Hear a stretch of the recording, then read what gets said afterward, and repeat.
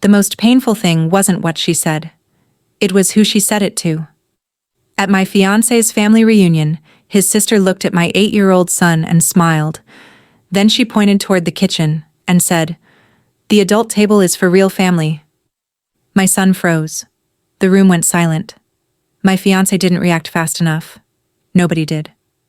Then my little boy looked at me and quietly asked, "Mom, am I not real?" That question hurt more than anything his aunt could have said. I didn't argue. I didn't cry. I didn't make a scene. I simply picked up a plate, took my son into the kitchen, and sat beside him. Because while everyone else was focused on dinner, I had just noticed something hanging on the kitchen wall. An old photograph. A name I recognized immediately. 3 days later, the woman who sent my son to the kitchen called me 17 times because she had just learned something her family should have known decades ago. The lodge she called her family's legacy?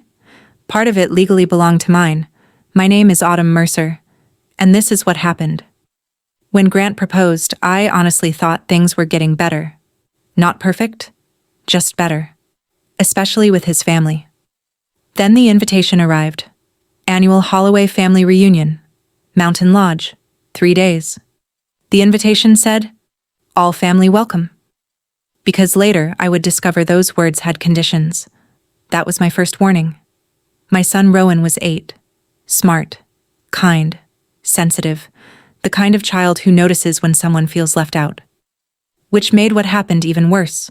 Because Rowan wasn't looking for acceptance. He assumed he already had it. Before we left, Grant smiled and squeezed my hand, then said, "They're finally accepting both of you." Because people rarely make promises unless they know there were problems before. And there had been. Especially with his sister.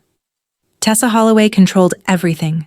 Family events, schedules, cabin assignments, holiday traditions. If something happened at the reunion, Tessa approved it. Because power reveals character, and Tessa loved power.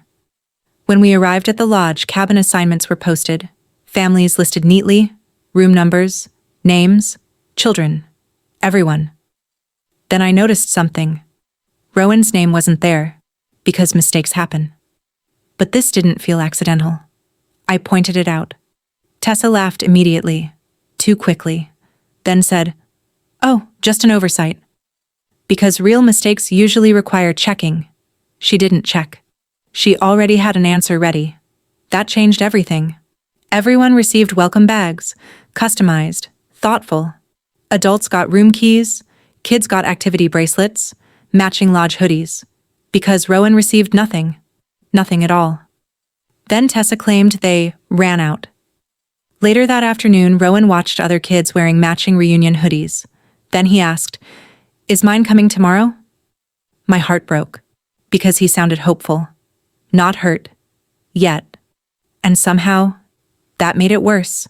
That evening, everyone gathered inside the main dining hall. Long wooden tables, dozens of relatives, laughter, stories, traditions. Then Rowan grabbed his plate and sat beside me. Exactly where he belonged. Or so I thought. Tessa walked over, smiling, calm, almost cheerful. Then she looked directly at Rowan and said, "Sweetie, this table is for real family." The room froze. Then she pointed toward the kitchen. "You can eat back there." Silence. Absolute silence. Then Rowan slowly turned toward me and asked, "Mom, am I not real?" And in that moment, I realized this reunion was about to become something very different. I didn't say a word. I just picked up Rowan's plate, then mine, and walked into the kitchen. Behind me, the dining room stayed silent, because people knew Tessa was wrong. They just weren't brave enough to say it. That was almost worse. Rowan sat on a stool near the prep counter. Small shoulders, big eyes. Then he whispered, "It's okay, Mom." That broke me, because children shouldn't comfort adults after being humiliated. But mine did. And I hated every person who made him feel he had to. An older woman in a white apron came over. Name tag, Marla. She looked at Rowan, then at me, then quietly placed extra rolls on his plate. "Kitchen has better food anyway." Rowan almost smiled. almost. That kindness from a stranger told me everything. Grant entered the kitchen 10 minutes later. Too late. Way too late. His face was pale. Autumn, I'm sorry. I looked at him. For what? He swallowed. Don't do that. Because he knew exactly what he'd failed to do, and he didn't want it named. Grant said, I didn't want to embarrass you. Wrong answer. Very wrong answer. I stared at him. She embarrassed my son. Silence. He looked down. And in that moment, our engagement felt different. Tessa's voice floated from the hallway. She thought we couldn't hear. We can't keep making traditions bend for extra baggage. Rowan heard it. I saw him hear it. His fork stopped halfway to his mouth. Grant closed his eyes. And I knew. He had no excuses left. I turned away before I said something unforgivable. That's when I saw it.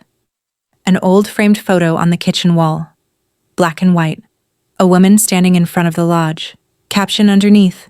Dorothy Mercer. First owner. 1968. Mercer. My last name. My grandmother's name. My grandmother Dorothy had died when I was 16. She mentioned a mountain lodge once. Maybe twice. I thought it was just an old memory. Something she'd visited. Something romanticized. But first owner? Because nobody in the Holloway family had ever mentioned her.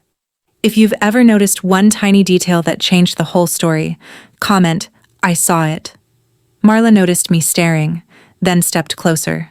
Quiet voice. You know Dorothy? I nodded slowly. She was my grandmother. Marla's face changed instantly. Not surprise, recognition. Then she whispered, Then you should ask why they call this a Holloway Lodge. My pulse jumped. I looked back at the dining room. Tessa laughing again. Grant sitting silent.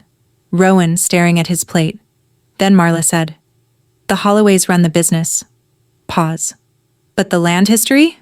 She shook her head. That's messier. I understood something. This family reunion had just become a property question, and Tessa had no idea. That night, after Rowan fell asleep, I couldn't stop thinking about the photograph. Dorothy Mercer, first owner. Because family stories don't usually disappear completely. Someone had erased this one, and I wanted to know why. The next morning, I called my mother. Simple question. Did Grandma Dorothy ever own a lodge? Silence. Long silence. Because innocent questions don't usually create silence. Then Mom sighed. I knew she already knew the answer. Mom finally admitted it. Years ago, Dorothy Mercer owned part of the mountain property. Not all of it. Part of it. Because nobody in our family ever talked about it. Then Mom said, after the lawsuits and arguments, everyone stopped mentioning it. Lawsuits? Arguments? That was new. I asked what happened to her ownership. Mom didn't know. Or claimed she didn't. Then she said something strange. The records disappeared after she died. Because legal ownership doesn't disappear. Paperwork doesn't disappear. Only evidence disappears. My curiosity became suspicion. That afternoon, the reunion held its annual family picture. Everyone gathered outside. Rows, generations, tradition. Then Tessa started directing people. And immediately I noticed something. She wasn't placing us randomly. Tessa pointed toward the far end of the group, the absolute edge. Then smiled. Autumn and Rowan can stand there. Because family photos reveal status, and Tessa wanted ours obvious. Even Rowan noticed. Then she said it. Right in front of everyone. Now let's do one with just the real Holloways. Silence. Absolute silence. Again. Because humiliation becomes a pattern when nobody stops it. I wasn't angry anymore. I was observing. Before anyone could say anything, Rowan quietly stepped out of the picture. No tears, no argument, no scene. Just a little boy removing himself before someone else could. That hurt more than the insult. Because children learn quickly where they're tolerated, and where they're wanted. After the photos ended, the photographer approached me privately. Because professionals notice things. Then he slipped me a business card, and quietly said, You might want county records. My pulse jumped. I wasn't the only person noticing things. That evening, after everyone went to bed, I searched county property records online, and what I found changed everything. Dorothy Mercer wasn't listed as a former owner, she was listed as an owner. Present tense, current records, current interest, current land share. I stared at the screen for nearly a minute. The lodge wasn't just connected to my family, part of it legally belonged to my family, and according to the ownership transfer records, that share now belonged to me. That changed everything. I checked the county records 3 more times, then a 4th, then a 5th. Because when something seems impossible, you look for mistakes. I found none. Dorothy Mercer's ownership share was still active, and according to probate filings, it transferred directly to me. I barely slept that night. The next morning, I showed Grant the records. Silence. Long silence. Then he laughed nervously. Bad sign. Very bad sign. Then he said, "That can't be right." Because facts don't stop existing just because they're inconvenient. Grant was forced to choose between reality and family. I hired a property attorney. Best decision I made. Within 48 hours, she explained something critical. The lodge had 2 separate legal structures, because everyone treated it like one thing. It wasn't. Not even close. The Holloways owned the operating company, the events, the bookings, the business. But the land itself? Different story. Very different story. Because portions of the access road, the lakeside cabins, and future development areas were attached to the Mercer share. That changed everything. Then another discovery surfaced. A lawyer found old correspondence. Because buried inside the records was Valerie Holloway's signature, Grant's mother. Then I read the document and froze. Valerie knew ownership was disputed years ago. She knew. The entire time. Then everything suddenly made sense. Tessa had been pushing a luxury expansion project for over a year. Investors, new cabins, wedding venues, lakeside development. Because every piece of that project crossed Mercer-controlled land. Her future depended on my signature. 3 days after the reunion ended, Tessa called. Ignored. Then called again. Ignored. Then again. And again. Because people only become persistent when they need something. By the end of the day, 9 missed calls. Then my attorney called. Excited. Actually excited. Then she said, "The permit application is incomplete." My pulse jumped. Then she explained why. Tessa filed expansion paperwork, but the ownership disclosures were inaccurate, meaning approval could be frozen immediately. The next morning, investor emails started flying because investors hate uncertainty, and ownership disputes create uncertainty. Fast. Then one project partner requested emergency review, another postponed funding, another paused negotiations. Tessa's perfect expansion plan was cracking.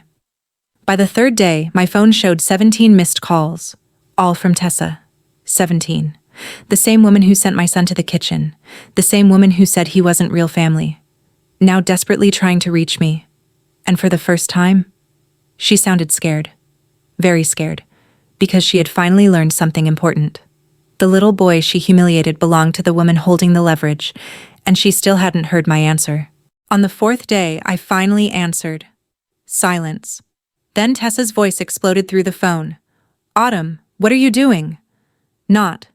"How are you?" Not. "Can we talk?" Just. "What are you doing?" As if I had caused this, as if she hadn't. Tessa sounded frantic. Actually, frantic. Then she said, "You're destroying our family property." I almost laughed, because 3 days earlier she said my son wasn't family. She wanted family. Interesting how that works. I waited. Let her talk. Let her panic. Then I said, "No, I'm protecting mine." Silence. Absolute silence. For the first time in my life. Tessa had no comeback. That changed everything. The next week, Valerie requested a family meeting. Emergency meeting, everyone present. Because people who hide truth hate public conversations. She wanted one. Probably because investors were demanding answers. The meeting lasted 3 hours. Most of it wasn't yelling. It was paperwork. Deeds. Records. Ownership transfers. Attorney opinions. Then the final document landed on the table. The room went silent, because nobody could argue with it. The Mercer land rights were real, completely real. Then Grant did something he should have done years earlier. He stood up, looked directly at Tessa, then looked at Valerie, and said, "Rowan is my family." Silence, because simple truths become powerful when someone finally says them. Then he continued. And what happened at that dinner was wrong. Nobody interrupted him. Nobody could. Within a month, the expansion project collapsed. Investors pulled back. Permits remained frozen. Future development stopped. Because Tessa built her reputation on control. She had none. The board removed her from event management. Just like that. Gone. Then came the hardest choice. Not the property, not the permits, not the land. Grant. Because ownership issues are easy compared to trust issues. Then I sat him down and told him the truth. I love you. Pause. But I won't marry silence. He understood immediately, because deep down, he knew exactly what I meant. A week later, Grant did something unexpected. He organized a small dinner. Just us. Then he looked at Rowan and said, "I should have stood up faster." My son nodded, then asked, "Why didn't you?" Silence. Long silence. Then Grant answered honestly, "Because I was scared." Because adults rarely admit that to children. That honesty mattered. 6 months later, the Mercer Holloway property agreement was finalized. The business continued. The land rights remained protected. Clear boundaries. Written protections. No more assumptions. No more hidden history. And no more disrespect. Sometimes people ask if I got revenge. Honestly, I don't think revenge was the point. Protection was. Because the moment Tessa sent my son to the kitchen, she thought she was teaching him where he belonged. She was wrong. 3 days later, she learned something her family should have remembered decades ago. The kitchen, the lodge, the access road, and the land beneath her feet carried the Mercer name long before it carried the Holloway name. And if Rowan wasn't real family, then neither was the legacy she'd been standing on.